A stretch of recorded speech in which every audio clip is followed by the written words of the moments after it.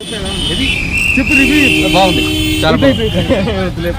చెప్పు 1 minute చెప్పు. హనుమాన్ చూసా, చాలా బాగుంది. ఎట్లా ఉంది?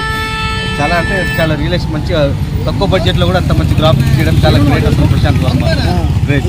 అంటే ఇప్పుడు ఒక నిమిషం, సంక్రాంతికి 3 సినిమాలు రిలీజ్ అయ్యి, గుంటూరు కారం, హనుమాను అండ్ సైంధవ్. 3 చూసారా? 3 చూశాను. ఏ సినిమా సంక్రాంతి విన్నర్? ఏ సినిమా సంక్రాంతి విన్నర్ హనుమాన్ పక్క. ఎందుకని? నాకు తక్కువ బడ్జెట్ లో అంత అవుట్పుట్ చాలా బాగా ఇచ్చిండు ప్రశాంత్. ఇంకేం నచ్చింది సినిమాలో అంటే కేఎస్ అంత acting, Prashanth Varma direction, VFX, graphics చాలా బాగా తీశాడు. అంత క్లైమాక్స్ కూడా అసలు లాస్ట్ లో హనుమంతుని అలా చూసిన చాలా బాగుంది. అంటే చాలా మంది 200 టికెట్ పెడితే లోపల దేవుడు చూపించారు అంటారు, నిజమా? రియల్ 100%. సెకండ్ ప్లేస్ లో అయితే గుంటూరు కారం. మహేష్ బాబు యాక్టింగ్ కోసం చూడొచ్చు, స్టోరీ పరంగా అయితే లేదు కానీ ఓన్లీ ఫర్ మహేష్ బాబు. గుంటూరు కారం స్టోరీ లేదు అసలు, అన్ని వాడి సినిమాలు వాడే కాపీ కొట్టుకున్నాడు త్రివిక్రమ్ అంతే. ఓకే. సో హనుమాన్ లో ఇంకా హైలైట్స్ అంటే ఏం చెప్తావు? ఇక అంతే, మెయిన్ పాయింట్ విఎఫ్ఎక్స్, గ్రాఫిక్స్ చాలా బాగా ఇచ్చారు. లాస్ట్ 10 minutes అయితే అసలు గూస్ బంప్స్ వస్తుంటాయి అసలు. ఎందుకని?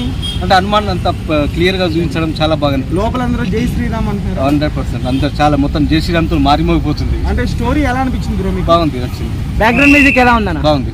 అంటే హనుమాన్ చూపించినప్పుడల్లా బ్యాక్గ్రౌండ్ మ్యూజిక్ బాగా కొట్టారంటున్నారు. గూస్ బంప్స్ అసలు ఎవరు సీట్ లో కూర్చోవట్లేదు, అందరూ జై శ్రీరామ్ జై శ్రీరామ్ అంతే.